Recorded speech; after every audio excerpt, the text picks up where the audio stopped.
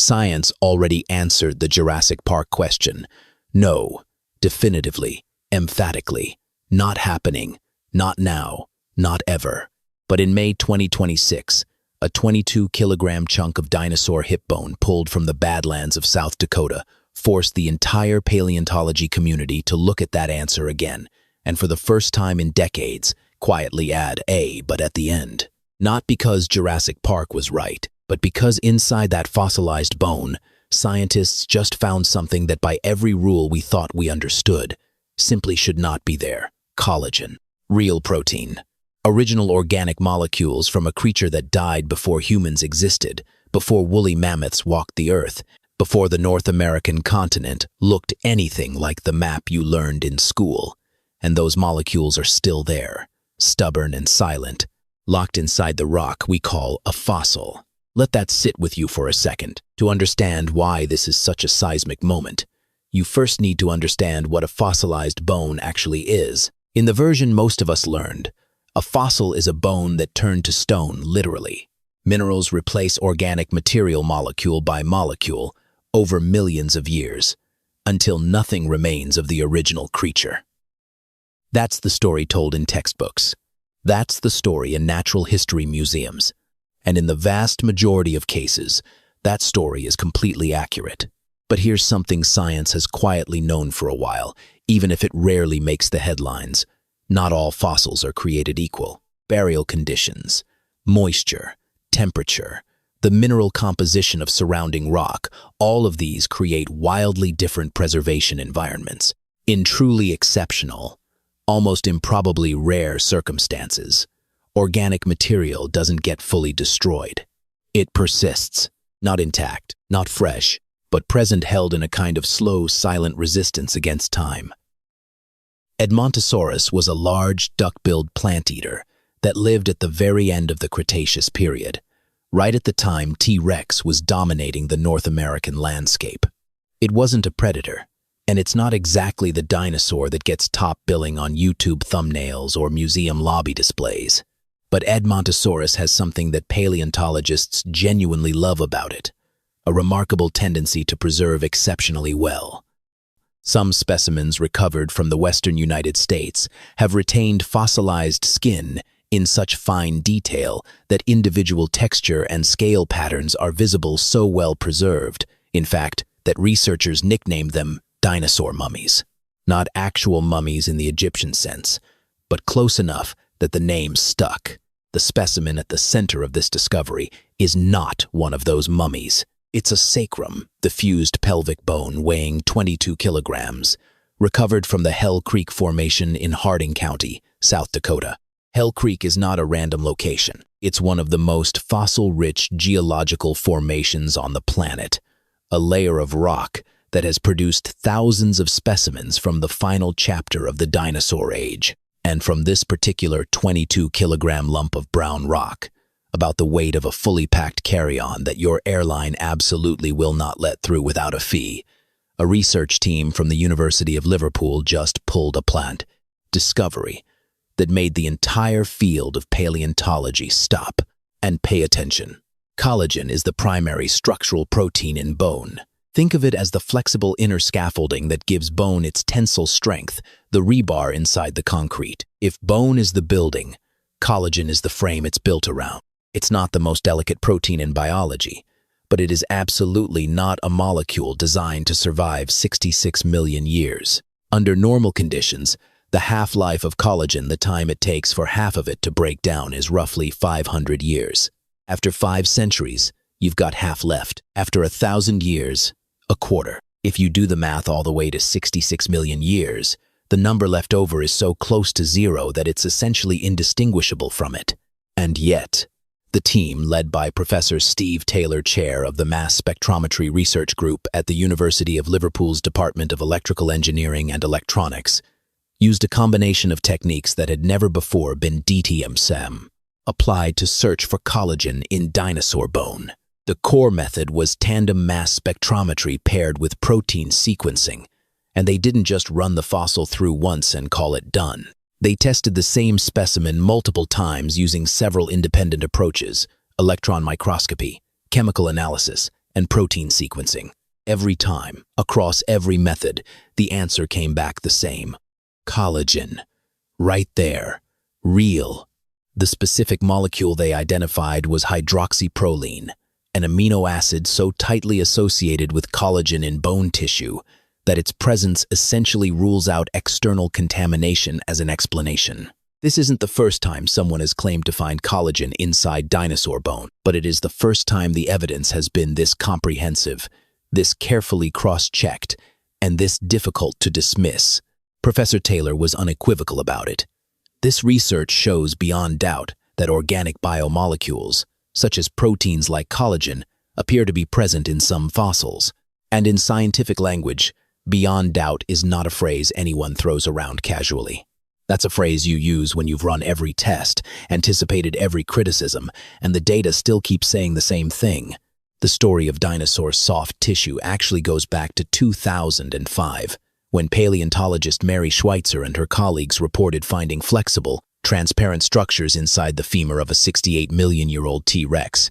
The scientific community reacted roughly the way you'd expect if someone announced they'd found a functioning toaster inside a medieval castle, with a mixture of fascination and profound skepticism.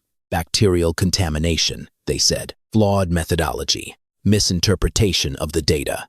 A wave of critical papers followed, but Schweitzer didn't back down. And over the years, more evidence trickled in slowly, like water into a jar that most people assumed was already full. Collagen in another hadrosaur, a close relative of Edmontosaurus. Collagen inside Lufengosaurus, a long-necked sauropodomorph from the early Jurassic, with molecules estimated at 195 million years old, which is so far beyond what anyone thought possible that it reads less like a scientific result and more like a typo. And now, the strongest single piece of evidence yet. This Hell Creek sacrum, this heavy brown chunk of Cretaceous rock, carrying traces of protein inside it from a duck-billed dinosaur that walked alongside T-Rex in the final million years of the age of dinosaurs. What makes the Edmontosaurus finding even more striking is that the specific collagen peptide sequences detected in this specimen are identical to those previously found in other hadrosaur fossils and in T-Rex. Identical. That's not a coincidence. That's a molecular fingerprint, a biological signature preserved long enough to still carry recognizable information about evolutionary relationships. It's a bit like being able to identify a family from a handful of words in a language that hasn't been spoken for 66 million years. The grammar is gone, most of the vocabulary has vanished, but a few phrases remain and they're enough. So how does a protein survive for that long? This is the part where science is getting genuinely close to an answer, even if the complete picture is still coming into focus. A 2024 study from MIT identified a preservation mechanism operating at the atomic level. It turns out that hydroxyproline, the same amino acid that makes collagen identifiable in bone, has a structural quirk that gives it extraordinary resistance to the main process that normally destroys proteins: hydrolysis. Hydrolysis is essentially what happens when water molecules attack the chemical bonds holding a protein together. It's the reason proteins break down at all. Water gets in, bonds break, structure collapses. Under normal circumstances, this is unstoppable and inevitable. But hydroxyproline can share a pair of electrons with the carbonyl group of a neighboring peptide bond, creating a kind of molecular lock that physically prevents water from getting access to that bond. Think of it like a reserved seat at a sold-out show. If that spot is already occupied at the molecular level, water simply cannot sit down there and do its damage. The bond stays intact. The structure holds. Not forever under any conditions, but for an extraordinarily long time under the right ones. 500 years, 5,000 years, 50 million years, 66 million years, if the burial environment is stable enough to keep everything else from interfering, which is where Hell Creek Formation does its part. Low temperatures, controlled moisture, specific mineral chemistry in the surrounding sediment, together. These conditions created what researchers are beginning to describe as a molecular time capsule. Not a time machine, not a miracle, just a very particular set of geological circumstances, rare enough that they don't produce this result in every fossil. But when they do, they preserve the unthinkable. And of course, now comes the question everyone is already asking. If collagen can survive, what about DNA? Are we actually talking about Jurassic Park here? The answer is no. Still no. DNA is dramatically more fragile than collagen, and it degrades through completely different pathways that no mineral environment, however stable, has been shown to protect against across geological timescales. It's sensitive to background radiation, to oxidation, to enzymatic breakdown, to a dozen forms of chemical damage that accumulate relentlessly over time. The oldest DNA ever successfully recovered and sequenced came from permafrost samples in Siberia and Greenland, and even then, it was under 1 million years old. The gap between that and 66 million years isn't a rounding error. It's an entirely different order of magnitude. Jurassic Park remains excellent cinema. It was always meant to stay there. But collagen is a different story entirely. And what collagen can actually tell us if we learn to read it properly is quietly just as exciting as any science fiction premise, without requiring us to invent anything that doesn't exist.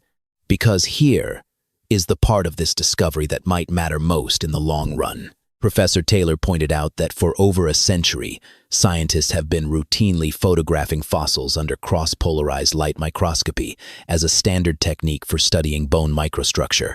These images exist in collections all over the world, thousands of them, from hundreds of institutions, accumulated across more than 100 years of paleontological research. And those images, it turns out, may contain visible evidence of preserved collagen that no one thought to look for because no one believed it could be there. This isn't just one discovery in isolation. This is a master key. Every fossilized bone sitting in storage right now in the Natural History Museum in London, in the Smithsonian, in university collections from Berlin to Sydney to Edmonton is now a potential candidate for re-examination.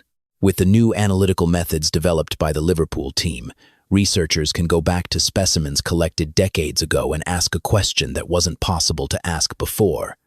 Does this one still have protein in it? Is there something in here that's been waiting, completely unnoticed, in a labeled drawer in a climate-controlled room? The implications for what we actually know about dinosaurs are substantial. Protein sequences carry evolutionary information that bones alone cannot provide. They can reveal relationships between species that the fossil record hasn't made obvious. They can give us insights into dinosaur physiology, metabolism, growth patterns, and biological processes that have been completely invisible to us because we assumed the molecular record was erased. If the answer to how many fossils might still contain preserved proteins turns out to be more than we expected, then the history of dinosaur evolution doesn't just get updated. It gets a new chapter written in a completely different kind of language. There's something quietly extraordinary about the idea that a 22-kilogram slab of brown rock, the kind of object that sits in a museum case and looks, frankly, like a very impressive piece of geology, and not much else is carrying inside it. A thread that connects directly back to a world where the largest land animals that ever lived were still walking around. We tend to think of fossils as endpoints, the final record of a creature, the period at the end of a sentence.